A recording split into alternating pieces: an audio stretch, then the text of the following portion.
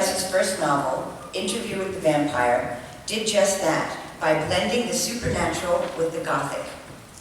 The results were a blockbuster.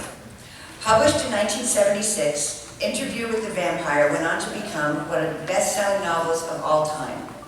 She continued her saga in a series collectively known as the Vampire Chronicles, which created both a cult following and a great mainstream success.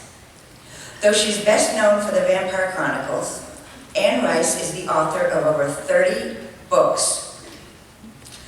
Her memoir, Called Out of Darkness, 2 novels about Jesus, and the supernatural series, The Lives of the Mayfair Witches, and the Wolf Gift Chronicles. Wow, that's a lot. Collectively, her books have sold nearly 100 million copies, making her one of the most widely read authors in modern history.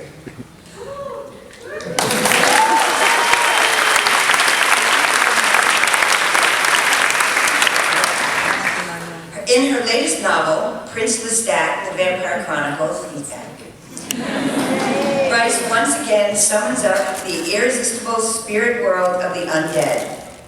The story opens with the vampire world in crisis. Old vampires roused from slumber are following the commands of a voice to indiscriminately burn vampire mavericks all over the world. The novel moves from present-day New York City and the West Coast to ancient Egypt, 4th century Carthage, 14th century Rome, and Renaissance-era Venice. Prince Lestat introduces new, seductive, supernatural creatures as it resurrects characters familiar to fans of the Vampire Chronicles.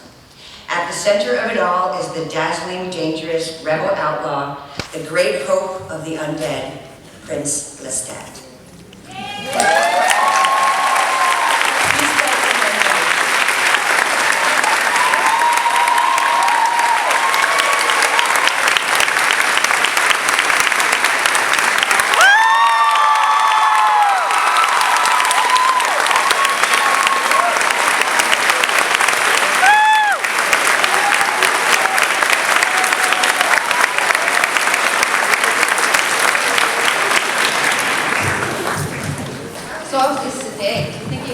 Again and make it a little more voiceable.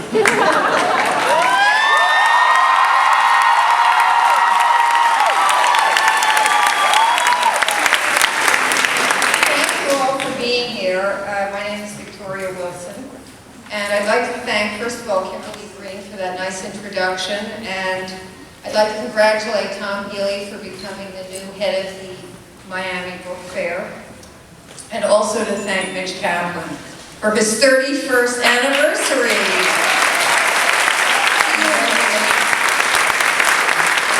Actually, this fair is almost as old as Anne's marriage to me. We've been married for about 40 years, and we're living happily ever after. Anyway, I'm delighted to be here because it's pouring in New York today and it's freezing. So, Anne, let's start. We have... Absolutely. Good.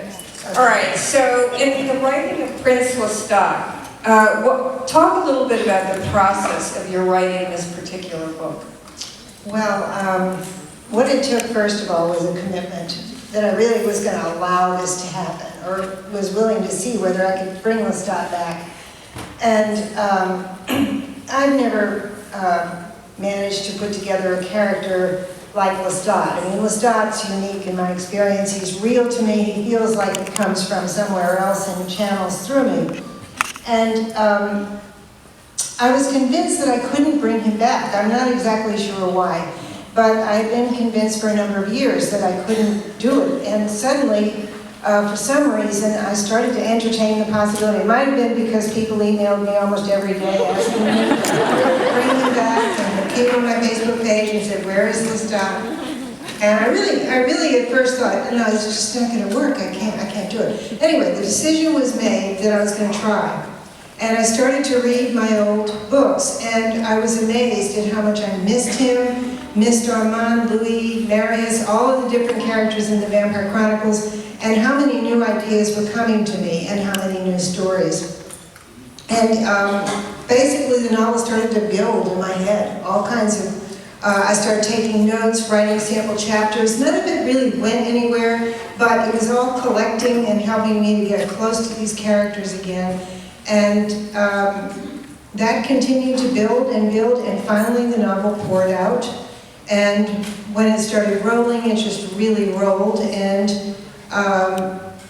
it was a very exciting process for me. I was very glad to have Lestat back. I felt there was an intensity there that I just don't feel with any other character I write about, and it was an incredible experience. Were you surprised when the Lestat voice, excuse me, came back? Did you say, oh, what are you doing there? No, he came back kind of early. He told me that he would talk to me again. But, you know, it took a while for me to get into the story I wanted to tell. I knew I wanted to do a book with all of the tribe. I wanted to write about all the vampires. This was a choice. I wanted to do that. And I hadn't done that since The Queen of the Damned, which was the third book in the Vampire Chronicles, and it was published, I think, in 1989, I believe. And I wasn't quite sure I could pull that off. I knew I might have to fall back and do a book all from Lestat's point of view about him, but I really had something different in mind, and that took some doing, I think, to just give in and surrender to various characters and let them have their chapters in the third person, let them tell me their stories. And you know, some of these characters, they come on, again, it feels like you're channeling something from the astral plane. I mean, there were characters that just popped up and kind of demanded to be in the book. It was, I can't exactly explain how that happened. There were other choices I made to go back and resurrect characters that I'd passed over, that I felt really had stories that I'd never told. And one of those, for example, was a character named Antoine, who's just referred to as the musician in Interview with the Vampire. And that character really came to life for me on the page in a very exciting way as I tried to get the scope of his existence in the U.S. From the time of the Civil War on. And anyway, it was a very exciting process for me. And it's a matter of surrendering, it's a matter of sort of having the nerve to reach for something that seems almost too big to do, and also acknowledging that it's not going to be perfect, but it's going to be what I hope it will be. You know, it'll be what it's meant to be in a way. Right, exactly. The best that it can be, the best that you can do. I mean, you know, as somebody we've had these conversations for so many years as we're working in process, and the truth is that for every book, there are the voices that say, I'm not sure I can do this. And I think that is just a natural thing that people... Oh yeah, and then sometimes people around you tell you you can't do something. I know when I decided after 9 years after Interview with the Vampire, I wanted to do The Vampire Lestat. I wanted to do it from Lestat's point of view. And there were people who advised me not to do it. They said, just don't touch that book, you know, it won't work. There'll be invidious comparisons, don't do it. And I thought, I'm going to do this. I want to do this. I'm going to make this work. And of course, I produced a book that was wholly unlike Interview with the Vampire, and that was quite a journey. That was a book I had the most trouble with, probably of any book I've ever written, actually, The Vampire Lestat. But it did finally pour out and come together, and actually it launched the series, The Vampire Chronicles. There was no real series with the first book. It came about with Lestat as a hero, and it came about with his book. And I think that what's important is to definitely never listen to anybody who says not to do something, and to trust your instinct and those inner voices, except when the inner voices are taking on, don't do this, don't do this. Oh, absolutely. And then you just say, thank you for sharing, and just move on. Oh, absolutely. I mean, there's somebody standing by the desk of every writer in creation saying, what makes you think you can be a writer? What makes you think the world's going to read anything you write? I mean, I've been hearing that voice all my life. I heard it when I was a kid, out loud, you know. You have to ignore those voices. You have to not take no for an answer, and you can't take no for an answer from yourself either. So, in talking about Interview with the Vampire, when you first wrote about Louis in Interview, I'm curious to know, what if your childhood figured in the book? What was what? What if your childhood figured in Interview with the Vampire? Oh, you know, I don't know. I went into that book like entering a dream, and I believe completely in that vampire. He was a cape-wearing comic book image, basically. A beautiful man. I based him physically on the French actor Alain Delon. And I saw him, you know, very alive, very vivid, and I let him talk to me. And I think everything I knew went into it. I'm not sure what from my childhood went into it. Certainly my love of the South and my longing for the South was in it. And my grief over my lost Catholic faith, all that was in that novel. And my own passivity and my own self-loathing because of my passivity and melancholy. I was Louis, you know, Louis was me. I'm the only woman who's ever been played by Brad Pitt in a movie.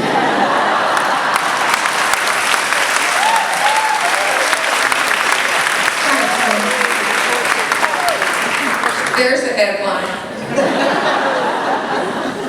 Talk a little bit about, well, let me just ask you this, then what about New Orleans, which you just mentioned, but what about growing up in New Orleans stayed with you and you think is in your book? Well, I missed New Orleans from the day I left it when I was a teenager and headed to Texas and then out to California. And every chance I got, I went back to New Orleans, even if it was for 24 hours. And I was in Berkeley, California, working on Interview with the Vampire, and I'd actually been doing research on Louisiana history at the University of California Library. And I was filled with a lot of details and facts about antebellum Louisiana and the plantations and the legends and the lore of the city. And when I started to do Interview with the Vampire, I didn't really have to look anything up. All that was there in my mind. And I traveled back to my home, which to me seemed the most beautiful place on earth, one of the most sensuous and special places on earth. I don't think there's any city in the world quite like New Orleans. The fact that it's an American city and the fact that it is what it is makes it absolutely unique. And I tried to capture that in a very special way in the book. I tried to capture what the glamour of New Orleans and the Gothic atmosphere of New Orleans meant to me as a child. I was one of those kids who really did walk around the streets looking at the old Spanish houses in the French Quarter and the Greek revival houses uptown and just marveling at how beautiful they were. And I always was a little puzzled that everybody around me wasn't just amazed by it all. So many of us took it for granted. And anyway, I tried to get all that in the novel. The vampire was like an outgrowth of all of that. It seemed the perfect place for a vampire. And I think you've got that in the novel, and more. I hope that that's there. But then, of course, the story started to grow of Lestat, Louis, child vampire Claudia, what happened to them. They're wanting to go to Europe, which was something I wanted to do very much at that time. I'd never been to Europe, never been to New York at that age. And I wanted to see the world, and I put that into my characters. And then, of course, the story took its inevitable tragic turn, and the book became about many, many things beyond my comprehension, really, and a lot beyond my conscious intent. But it felt authentic, it felt good, and I trusted my subconscious, and I trusted whatever governing madness was involved there. Talk a little bit about the Bronte Sisters and their influence on your writing, and really, what is it about? Well, let's take that part first. Well, I think I stumbled on Jane Eyre in the school library when I was a kid. And I don't think I ever took it home. I'm not sure we could take it home. I read the whole thing in the high school library over my freshman year. And I fell under the spell of Jane Eyre totally. I thought it was absolutely incredible. It was difficult for me to read. I was a slow reader. I'm not a natural reader, or wasn't at that time. But I knew I wanted to live in the world of Jane Eyre. I didn't even know the words for it all. Romanticism, whatever, I didn't know those distinctions. I just knew that this was what the world was to me, the world of Jane Eyre. Also read at the same time in the freshman English class Dickens' Great Expectations, and I was completely swept up in that also. I identified completely with Pip, the little boy in that novel, who wants to be something more than what life has planned for him. And he is seduced by what he sees at Miss Havisham's house, this mysterious woman, as I'm sure most of you know, who wears her bridal gown day in and day out because she was jilted at the altar. And she's sort of like a ghost who's actually alive and a ghost at the same time. And I love that. I love the imagination of Great Expectations, but I love the passion of Jane Eyre, the absolute passion. Jane's voice, Jane's personal voice. And those two novels really shaped me as a writer. That was where I wanted to go. I didn't really know American literature very well. And I'd been in Catholic schools where we really didn't read Hemingway or Fitzgerald or read a lot of contemporary, at least not in the schools I was in, we didn't. And those books really sent me on a journey, and it was to be a romantic and to trust in the romantic sensibility. And let me ask you, your husband, Stan Rice, who's a poet, very acclaimed poet, and a painter, is a marvelous painter. Do you think that Stan is in your writing, and if so, how? Oh, well, Stan very much inspired Lestat, there's no question. I mean, no character I write is really ever based on a living person, but living people inspire the characters. And actually, the night I was describing Lestat walking up to Louis's bed and offering him the dark gift, I actually went in and said, I gotta get out of these dark-haired, deep-set-eyed descriptions here. I gotta describe something new. So I went in and looked at Stan and studied him, and I thought, okay, athletic race, shoulder-length blonde hair, pale eyes. I got it. Yeah, androgynous movements. Yeah, I ran back to the typewriter and described Lestat exactly that way, standing by the bed. So Stan was very much the guiding force. And also, Stan was a very decisive person. He was not a guilt-ridden, melancholy human being like me. He was an atheist. He had a great deal of self-confidence. He was very forceful, very decisive, and that was Lestat right there. That was the two of us. Lestat and Louis was Stan and Lena in a way. But again, the novel developed from there. Lestat really became his own person in the novel. And it was just the springboard, just the starting point. Same with Claudia. Claudia was obviously physically based on my daughter Michelle, who had just died. But I was really not trying to write about Michelle. I mean, that was the last thing in my mind. If I thought about that, I would have been blocked. Right. I would have thought, I can use your daughter's death like this in a novel. I mean, I truly blocked it out. You've written so many different kinds of books, but among the books there are books about angels, and not saints necessarily, but they do figure somewhere in the back of your work. And I wonder if you talk a little bit about how you think of them and what they mean to you. Well, in a way, the vampires, I wanted to be like angels. I wanted them not to be feral like Dracula, but to be preternatural and etheric like angels. That was an idea that I had very early on, that my vampires were going to be enhanced by the dark gift, to where they were like angelic in appearance almost, and in their powers a bit like angels. But later on, I came to write Angel Time and Of Love and Evil, two actual novels in which an angel is featured. And I want to get back to that series and write a third book. And in that book, I tried to really deal with heavenly angels according to angel traditional lore. I was very dissatisfied with the angels of television and movies, who are generally very sad sack individuals who would rather be alive on earth than be in heaven. And I thought, that just can't make any sense, And I wanted to have a powerful angel like Malchiah in the book, who was really quite happy being a seraph, and was down here for a purpose, and that purpose was to enlist Toby to become a child of the angels and work with the angels to answer prayers.